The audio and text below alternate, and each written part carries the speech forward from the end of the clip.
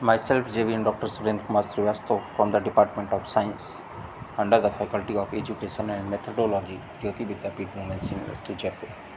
Today, I will discuss the entire function, meromorphic function, and Riemann theorems for the removable singularity. First of all, we see a question: find the nature of fz is equal to e to the power z at infinity. Here, f of 1 by z is equal to e to the power 1 by z is equal to 1 plus 1 by z plus 1 upon factorial 2, 1 by z to the whole of square, and plus 1 upon factorial 3, 1 upon z to the whole cube, plus and so on. F of 1 upon z is equal to infinitely many negative terms of z. So z is equal to 0 is the essential singularity of fy of 1 by z. Therefore, fz has essential singularity at z is equal to infinity. Now the entire function. A complex valued function which is analytic in the whole finite complex plane is called the entire function. For example, e to the power z is an entire function except z is equal to infinity. Meromorphic function. A complex valued function is called meromorphic function if it has singularity only at poles. Riemann theorem for removable singularity. Let z is equal to z0 be an isolated singularity of a complex valued function fz such that mod of fz is a bounded in some deleted neighborhood of z0 is a removable singularity. For proving, given fz has a isolated singularity at z is equal to z0, then by Laurent expansion at z is equal to z0, fz is equal to summation n is equal to 0 to infinity a n z minus z0 to the power n plus summation n is equal to 1 to infinity b n z minus z0 to whole power minus n, where a n is equal to 1 upon 2 pi I integral c fz over z minus z0 to the power n plus 1 and dz, and bn is equal to 1 upon 2 pi I integral c fz over z minus z0 to the power minus n plus 1 dz, where c is closed curve enclosing singularity. Now given mod of fz is less or equal to capital M, that is fz is bounded in the neighborhood mod of z minus z0 is equal to r. So mod of bn is equal to mod of 1 upon 2 pi I integral c fz over z minus z0 to the power minus n plus 1 dz.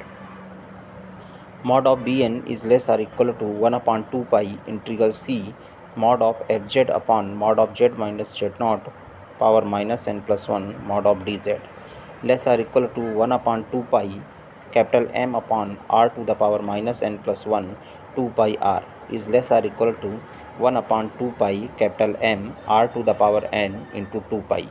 Mod of bn is less or equal to capital M into r to the power n. When r is less than 1, comma, r to the power n tends to infinity as n tends to infinity. So mod of bn tends to 0 is equal to bn is equal to 0. Therefore, fz is equal to summation n is equal to 0 to infinity a n z minus z0 to the power n. So z is equal to z0 is a removable singularity. Now we will see a theorem, Weierstrass theorem for essential singularity. If z is equal to a is a essential singularity of fz, prove that given any positive number r comma epsilon and any number c, there is a point in the circle mod of z minus a is less than r at which mod of fz minus c is less than epsilon, or in other words, in every arbitrary neighborhood of a essential singularity there exists a point and therefore a finite number of points at which the function differs as little as we please from any pre-assigned number.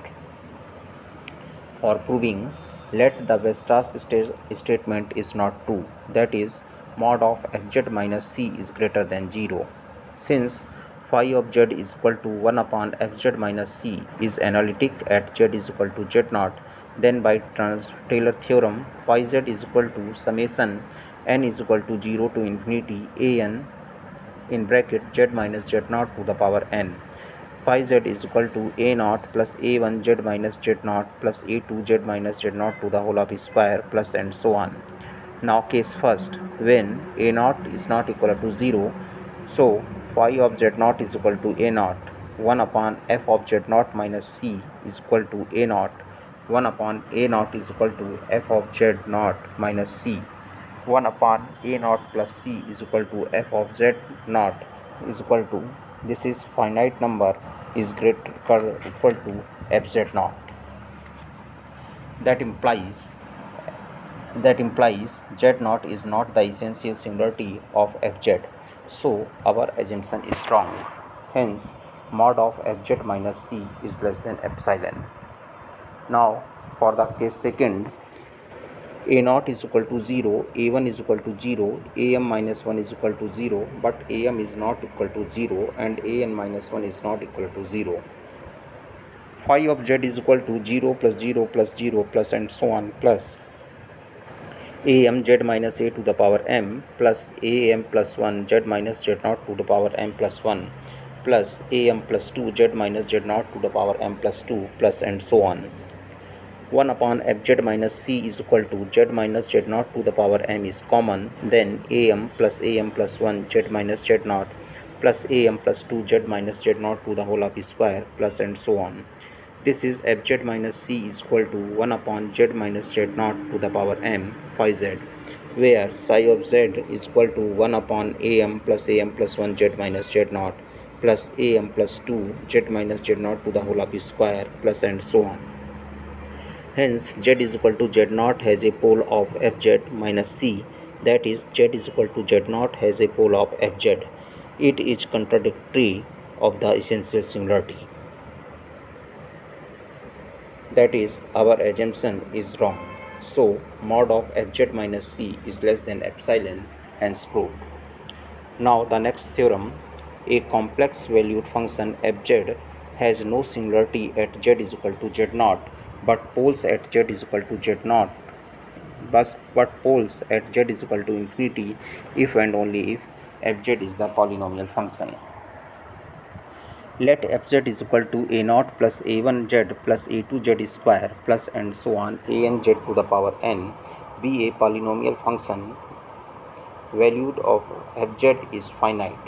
So fz has no essential singularity, at z is equal to z naught. So f of 1 by z is equal to a naught plus a1 by z plus a2 by z square plus and so on an by z to the power n. Clearly 1 upon f of 1 upon z has pole of order n at z is equal to 0. So fz has pole of order n at z is equal to infinity.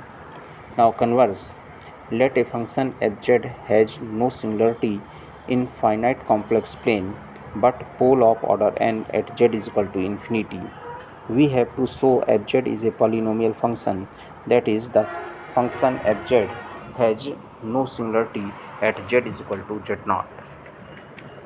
Then by the Taylor expansion, fz is equal to a naught plus a1z plus a2z square plus anz to the power n. That implies fz is equal to summation n is equal to 0 to infinity amz to the power m. So fz has singularity of order n at z is equal to z naught. That implies f of 1 by z has poles of order n at z is equal to 0. Thank you.